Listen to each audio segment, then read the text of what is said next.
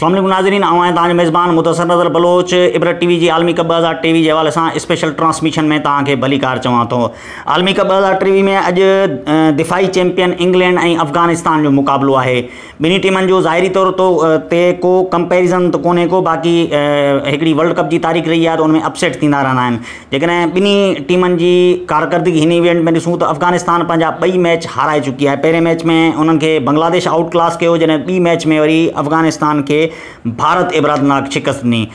जेकॾहिं हाणे वरी इंग्लैंड जी ॻाल्हि कयूं त इंग्लैंड पंहिंजी पहिरीं मैच न्यूज़ीलैंड खां हाराई, उन बैदि वरी उन्हनि पंहिंजो बांग्लादेश खे शिकस्त ॾिनी। सो इंग्लैंड जी टीम पहिरें मैच में उन्हनि जी बॉलिंग ऐं बैटिंग नाकाम थी, वरी ॿिए मैच में हुननि पंहिंजी बॉलिंग ऐं बैटिंग ॿिन्ही ते बहितरीन नमूने कमु कयो ऐं बांग्लादेश ख़िलाफ़ु सुठे मार्जिन सां न सिर्फ़ु कामयाबी हासिलु कई, पर उन्हनि जे बैट्समैननि जी फॉर्म वापसि अची वई।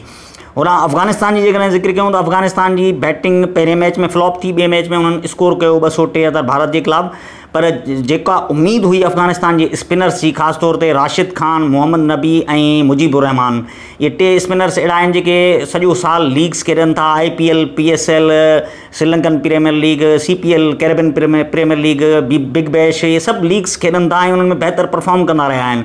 पर हिन इवेंट में जॾहिं हाणे उन्हनि खे पंहिंजे टीम खे उन्हनि जी कारकर्दगी जी ज़रूरत आहे, त उन्हनि जी कारकर्दगी तमामु नाक़ुस पई नज़र अचे।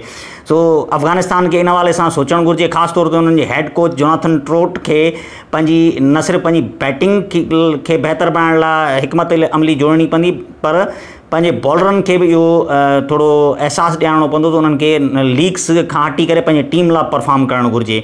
जेकॾहिं अफ़गानिस्तान जो स्पिन अटैक कमु ॾेखारे वियो त अॼोके मैच में इंग्लैंड लाइ घणियूं मुश्किलातूं पैदा करे सघे थो। बाक़ी ज़ाहिरी तौर ते इंग्लैंड अॼोके मुक़ाबले में फेवरेट आहे ऐं अफ़गानिस्तान खे उहो आउट क्लास करे सघे थी। सो अचो त अॼोको मैच इंजॉय कयूं। तेसिताईं पंहिंजे मेज़बान मुदस्सिर नज़र बलोच खे ॾींदा इजाज़त। अल्लाह हाफ़िज़।